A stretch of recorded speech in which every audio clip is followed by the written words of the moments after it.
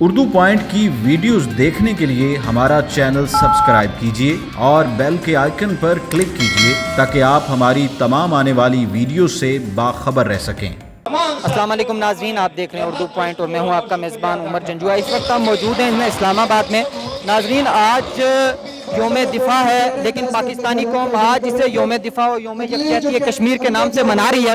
آپ میرے کیمرہ مین آپ کو دکھا رہے ہیں کہ اسلام آباد کے عوام کی ایک بہت بڑی تعداد جو ہے وہ اس یکجہتی ریلی میں شامل ہے، اور یہاں جو سیاسی اور مذہبی جماعتوں کے قائدین بھی موجود ہیں اور اس کے علاوہ نوجوان رہنما بھی موجود ہیں۔ ہم کوشش کریں گے کہ مختلف رہنماؤں اور جو نوجوان رہنما ہیں یہاں پر ان سے بھی بات کریں۔ ناظرین، ہمارے ساتھ موجود ہیں محمد ہامون پاشا صاحب۔ ہم ان سے جانیں گے کہ کشمیر کے جو اس وقت حالات ہیں اور نریندر مودی نے جو اقدام اٹھایا اس پر یہ کیا کہتے ہیں۔ بسم اللہ الرحمن الرحیم، اللہم صلی علی محمد وعلی آلہ۔ سب سے پہلے تو آپ کا شکریہ۔ میں یہ سمجھتا ہوں کہ جو آج 33واں دن ہے کشمیر میں جو حالات ہو رہے ہیں، کرفیو جو لگا ہوا ہے، میری ذاتی رائے میں ایک چھوٹی سی بات یہاں پہ کرنا چاہتا ہوں جو کہ میں نے دیکھا کہ سینٹ میں بھی پیچھے کی گئی تھی کشمیر کے متعلق، کہ کشمیر میں اس ٹائم ادویات کی کمی ہے۔ کشمیر میں بہت سارے ایشوز ہیں، بہت سارے پرابلمز ہیں۔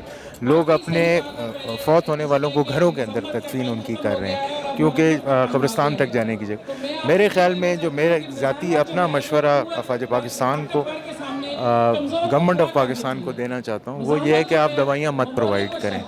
آپ کسی چیز کو کشمیریوں کو کچھ پرووائڈ نہ کریں۔ وہ کشمیری جو پتھروں سے انڈین فورسز کا مقابلہ کر رہے ہیں، آپ ان کو مسلح کریں۔ آپ ان کو مسلح جدوجہد جو وہ کرنا چاہتے ہیں اس کا حق ان کو دیں، رائٹ آف سیلف ڈٹرمنیشن دیں، جو کہ UN آپ کو آتھرائز کرتا ہے کہ اپنی سیلف ڈٹرمنیشن کی رائٹ کو ایکسرسائز کریں، اور اس میں مسلح جدوجہد بھی شامل ہے۔ جو ہمارے ہاں ابھی تک پاکستان حکومت نے جو اقدامات اٹھائے ہیں اس حوالے سے نریندر مودی کے اقدام کے بعد، اس حوالے سے آپ کیا کہتے ہیں کہ آپ مطمئن ہیں یہ اقدامات کافی ہیں؟ میں یہ سمجھتا ہوں جی کہ جو اقدامات ابھی تک گورنمنٹ کی طرف سے اٹھائے گئے ہیں اس میں ہم سبمسو ہونے کی بجائے ہم ایک اوفینسو اسٹریٹجی لے کے آگے چلیں۔ ہم ہمیشہ یہ کہتے رہے ہیں کہ ہم بیک فٹ پہ رہیں، اس کو ہم فرنٹ فٹ پہ آگے ہوتے ہیں۔ میں ذاتی طور پہ ابھی فار دا ٹائم بینگ مطمئن نہیں ہوں، مگر میں چاہتا ہوں کہ گورنمنٹ جو ہے اس کو بہت ایک اوفینسو اسٹریٹجی لے کے آگے چلے۔ تو میں یہی عرض کرنا چاہوں گا خان صاحب، پچھلے جمعے ہم لوگ کھڑے ہوئے آدھا گھنٹہ آپ کے ساتھ، اس جمعے اٹھک بیٹھک کر لیتے ہیں، اگلے جمعے لیٹ جائیں گے، یوں آزاد نہیں ہوگا۔ ہم نے احتجاج کیا، مجمع دیکھ لیا آپ نے، 20-30 ہزار لوگوں کا مجمع ہے۔ یہ احتجاج کرتے ہوئے آپ اور ہم اچھے لگتے ہیں، حکومت اچھی نہیں لگتی۔ حکومت کا کام ہے عملی اقدام کرنا، اور میں جنرل صاحب سے کہوں گا آپ قدم بڑھائیں، آپ کو انشاءاللہ اولین صفوں میں یہ 30-40 ہزار کا مجمع تو سب سے پہلے نظر آئے گا۔ اور دوسری بات جناب، تھوڑا سا غوری پہ، غزنوی میزائل پہ کپڑا شپڑا مار کے میڈیا کو دکھائیں، کوئی تھوڑا سا بتا دیں کہ جناب حافظ صاحب ایٹم بم لے کے غائب ہو گئے ہیں، کوئی تھوڑا سا یہ تاثر، مطلب سر قدم بڑھانے سے آپ کا کیا مراد ہے؟ سر ٹو بی ویری فرینک، جب تک آپ میرے گھر پہ قبضہ کیے رکھیں، میں آپ کو قراردادیں دوں گا، درخواست کروں گا میرا گھر دے دو، میرا گھر دے دو، چرنوں میں بیٹھ جاؤں گا گھر دے دو، آپ نہیں دیں گے۔ آپ کو تب تک نہیں دیں گے جب تک میں گریبان سے پکڑ کے گھر سے نہ نکالوں۔ قدم بڑھانے کا یہ مطلب ہے، یہی کشمیر کا حل ہے۔ There's only one solution and that is Gun solution۔ General صاحب کی آج کی سپیچ جس پر انہوں نے کہا جی کہ کشمیر کا سودا ہم کسی قیمت پر نہیں کر سکتے، اس پر آپ کیا کہتے ہیں؟ بہت اچھی بات ہے۔ جنرل صاحب کو میں کہوں گا فوج کی بہت شہادتیں ہیں، لیکن پریکٹیکل سٹیپس جنرل صاحب، ہمیں بہت توقعات ہیں آپ سے، بہت امیدیں ہیں، ڈپلومیٹک سطح پہ کام ہو رہا ہے، میں اپریشیٹ کرتا ہوں گورنمنٹ کو، لیکن پوری دنیا بھی کہتے ہیں کہ جی کشمیر پاکستان کو دے دو، وہ نہیں دیں گے۔ پوری دنیا نے کہا نا فلسطین سے اسرائیل کو بھیج دو، قراردادیں منظور کیا ہو گیا؟ نہیں سر، جب تک ایک عام سٹرگل نہیں ہوتی، چی گویرا نے کی، نیلسن منڈیلا جہاں سیاسی تحریک میں تھا، پیچھے کالوں نے کی، وہ سٹرگل کی، پھر بھگت سنگھ نے سٹرگل کی، پھر کمانڈو بوسے نے سٹرگل کی۔ جناب میں صرف اسلام کی نہیں، ہر ایسپیکٹ سے بتا رہا ہوں۔ پھر بھی آج میں ایک بات گورنمنٹ اور آرمی سے کہنا چاہتا ہوں، अयूबी रहमतुल्लाह अलैह कहते थे, मैं नहीं जानता इस्लाम अमन से पहला या तलवार से पहला, हाँ ये ज़रूर जानता हूँ क़यामत तक इस्लाम का दिफा होगा तो तलवार से होगा। साथ मौजूद हैं ज़मान बाजवा साहब, जो यूथ फोरम ऑफ कश्मीर में एज ए लॉबिस्ट काम कर रहे हैं। बड़े अरसे से ये कश्मीर के हवाले से काम कर रहे हैं, मुख्तलिफ सेमिनार्स का इनेकाद करते हैं। इसके अलावा मज़ीद जद्दोजहद भी इनकी। हम इनसे जानेंगे कि हमें ये बताइएगा कि कश्मीर के जो हालात हैं इस वक्त, आप तक कुछ जो इतलात आ रही होंगी कि क्या उस वक्त यहाँ पर वहाँ पे सूरत हाल है। जहाँ तक कश्मीर के हालात की बात है तो इस वक्त तो वहाँ पे पूरा कम्युनिकेशन गैप है, वहाँ पे लॉकडाउन की सिचुएशन है, वहाँ से जो कोई रियल स्टोरी है वो बाहर नहीं आ रही। मगर थैंक्स टू इंटरनेशनल मीडिया, उनके कुछ कॉरस्पॉन्डेंट जो कि कश्मीरी हैं और वो कश्मीर के अंदर रह रहे हैं, उनकी कुछ रिपोर्ट्स के मुताबिक वहाँ पे जो एट्रॉसिटीज़ हैं वो आ रही हैं और वहाँ पे लोगों की एक एमरजेंसी का समय है, वहाँ पे मेडिकल की जो बेसिक सहूलियात है उसका फुकदान है। कोई भी मरीज़ जो है वो अस्पताल नहीं जा रहा क्योंकि वहाँ पे अद्वियात ही नहीं है, कम्युनिकेशन ब्लैकआउट है।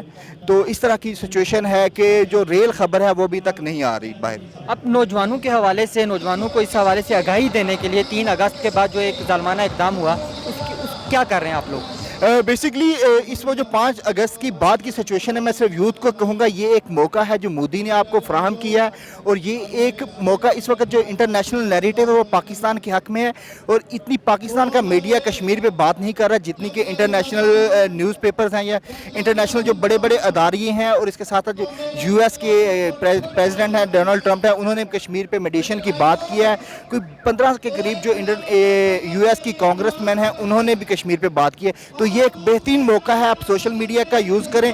सोशल मीडिया पे आपने सिर्फ एग्रेशन नहीं दिखानी बल्कि आप उस वे में बात करें जिस वे में दुनिया बात सुनना चाह रही है। तो आप इस मौके को ज़ाया ना होने दें। बाकी कश्मीरी भी आपके साथ खड़े हुए हैं तो आप भी उनके साथ कदम से कदम मिलाते हुए उनके जो हकूक़ है उनकी आवाज़ बुलंद करें। जी नाज़रीन, इस वक्त हमारे साथ मौजूद हैं जनरल हमीद गुल साहब की साहबजादी उज़्मा गुल। उनसे हम जानेंगे, मैम हमें ये बताइएगा कि कश्मीर के जो इस वक्त हालात हैं और पाकिस्तानी हुकूमत के जो इक़दामात हैं उनसे आप मुतमईन हैं? देखिए, मैं ख़ुद भी इस चीज़ की बिल्कुल प्रॉपर हूँ कि पहले हमें तमाम जितने भी डिप्लोमेटिक चैनल्स हैं वो इस्तेमाल कर लेने चाहिए और तमाम तरीक़ाकार ताकि कल को इत्माम हुज्जत के लिए भी करने चाहिए, ताकि बाद में ये ना अक़वाम आलम कहें कि हमारे साथ हमने ज़्यादती की और हमने गलत किया। मगर अब चूँकि मामला उससे आगे गुजरता जा रहा है, आज 33वां दिन है, तो लिहाजा अब मेरा ख़्याल है कि आप रुकने की कोई ज़रूरत नहीं है। अब हुकूमत ऐलान करे, हमें इजाज़त दे। अब औरतें, मर्द, बच्चे, बूढ़े जो भी है, हम खुद आगे बढ़ेंगे, हम शील्ड बनेंगे, हम आगे जाएंगे, हम उनके लिए लड़ाई करें। मैम एक सवाल ये आपकी तरफ कि हमारी जो सियासी जमातें वो एक पेज पर नहीं है। इस हवाले से काफ़ी ज़्यादा सोशल मीडिया पे ये बात भी गर्दिश कर रही है जी कि इमरान खान कश्मीर का सौदा करके आ गए और अब ये एक सिर्फ मुहिम चला रहे हैं, बाकी इसमें कोई नहीं है। इस पर आप क्या कहेंगे? देखिए, हम हमेशा ही इस तरह के साजिशों का शिकार होते हैं और इस किस्म की अफवाहें फैलाई जाती हैं।